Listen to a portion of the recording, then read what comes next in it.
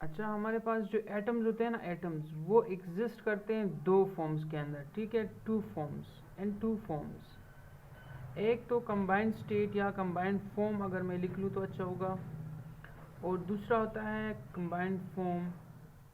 एक होता है अनकम्बाइंड फॉर्म, दूसरा होता है कंबाइंड फॉर्म।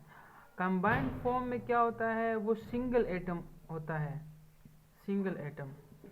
तो अगर कोई एटम है वो सिंगल एग्जिस्ट करता है, फॉर एग्जांपल जैसे हमारे पास नियॉन होता है, आर्गॉन, और इस तरह से जो नोबल गैसेज है ना, नोबल गैसेज, वो हमारे पास अनकम्बाइंड फॉर्म में रहते हैं, ठीक है, सिंगल एटम रहते हैं। और अगर इसके अलावा अगर हमारे पास कोई आइसोलेटेड एटम हो, किसी भी स्पीशी का आइसोलेटेड एटम हो, तो वो भी एक सिंगल एटम ही होता है, वो भी सिंगल एटम होता है।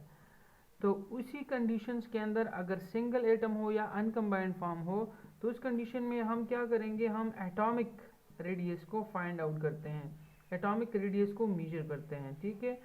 और जब हमारे पास कंबाइंड फॉर्म हो, मतलब एटम जो है वो क्या हो, वो थ्रू केमिकल बॉन्ड जो है वो कंबाइंड हुए वो, तो क्या होता है, थ्रू केमिकल बॉन्ड वो कंबाइन, वो हमारे पास टू होंगे, या हम टू और मोर देन टू एटम होंगे, टू और मोर देन टू एटम्स,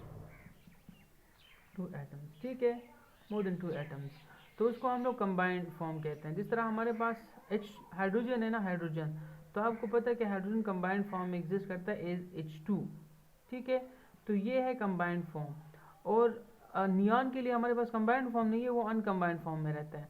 तो जितने भी मॉलिक्यूल्स है, जितने भी एलिमेंट्स होते हैं जो क्या करते हैं, कंबाइंड फॉर्म में वो रहते हैं। जिस तरह क्लोरीन है तो वो Cl2 फॉर्म में रहता है, इस तरह और भी होते हैं।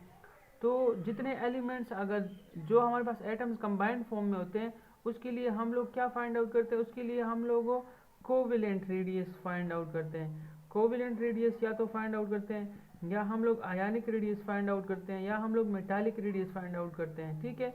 तो ये बात समझ लो कि एटॉमिक रेडियस हम लोग उस कंडीशन में वो करेंगे जब एटम अनकम्बाइंड फॉर्म में हो, सिंगल एटम हो, सिर्फ नियॉन आर्गॉन हो, और या आइसोलेटेड एटम हो। और जब हमारे पास एटम्स कंबाइंड फॉर्म में होंगे तब हम लोग क्या करेंगे, तब हम लोग उसकी कोवेलेंट रेडियस फाइंड आउट करेंगे, आयनिक रेडियस और मेटालिक रेडियस फाइंड आउट करेंगे, ठीक है। ये बात बहुत इंपॉर्टेंट है।